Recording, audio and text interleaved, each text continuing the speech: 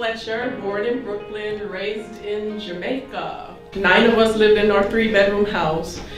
The lights used to go off in the community a lot, so I got familiar with a kerosene oil lamp. The water used to go out a lot, and sometimes when it went out for days at a time, we used to have to walk to the river and get a little bucket and bring some water back over a few miles. But I remember the roof used to leak. We used to strategically put pots and pans in a normal area, and that was just a normal way of life. At 10 years old, I was washing my clothes by hand and hanging them out to dry in the backyard. So at 14, I returned back to the States to live with my mother. Her depression got worse, so I quickly ended up in foster care. At 19, my mom passed away from breast cancer. But at that point, it was a wake-up call for me, like how life is really short. And we hear that all the time, but we don't really get it. We don't get it until we're sick, or have some disease, or have somebody close to us who passes away. But I got it. At that time, I was living in Orlando, Florida, in the hood. Anybody know Pine Hills? Call it Crime Hills. So that's where I was living at, and everybody's goal was to just make it to 60 so they can retire. My mom never had a house, never had a car, never had a driver's license. When she passed, she left us with 52 cents for all of my 9 siblings to split up, no life insurance or anything. So, just had to make my way in this world. Had to make my way in this world.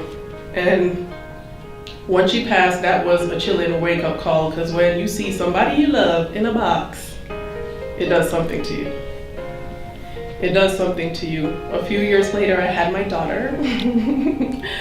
Joy of my life. But at that time, it was just fear, because I didn't want to leave her with nothing the same way my mother left me, So I was like, I don't know what I'm gonna do.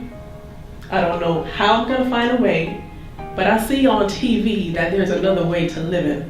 People take trips, people enjoy life, people don't slave away at a 9 to 5. I'm like, it has to be another way. Why can't I find that way?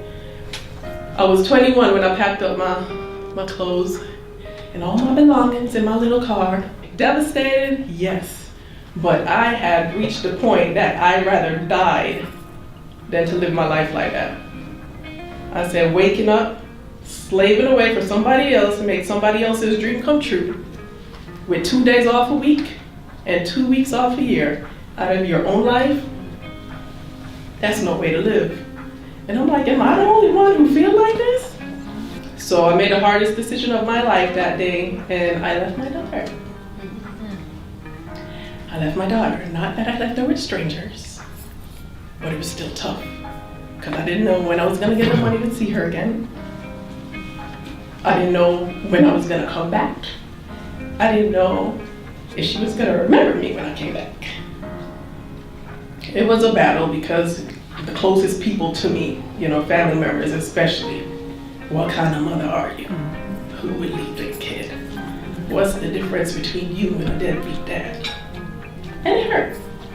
It hurt. But I knew if I went back empty-handed, then I'd prove them right. So I went to LA with a mission.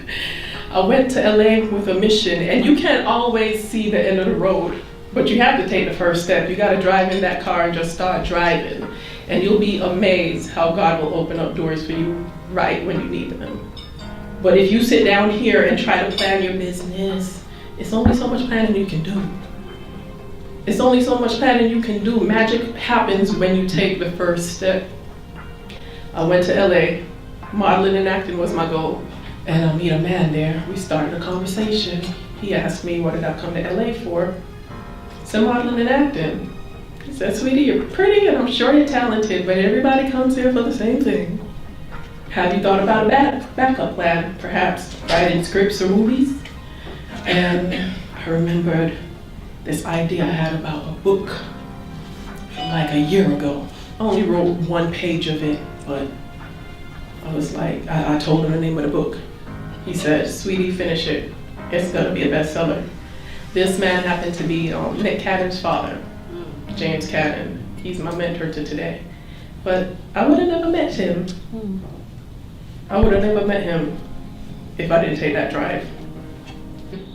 The book was my first stream of residual income, and it's been a little over 10 years now that I haven't had to clock in for anybody. And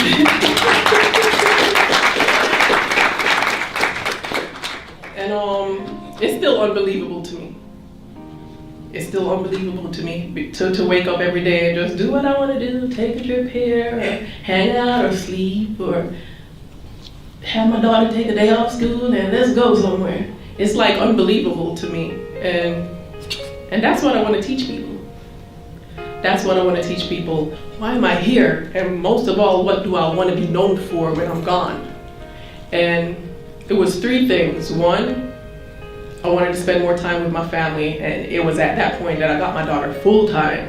Ooh, that was the second scariest event of my life, but it worked out. And 2 was to travel. So in the last 4 or so years, I've been to about 20 countries, because I feel like God didn't make this big, vast earth for us to live and die in the same state. And 3 was to give back.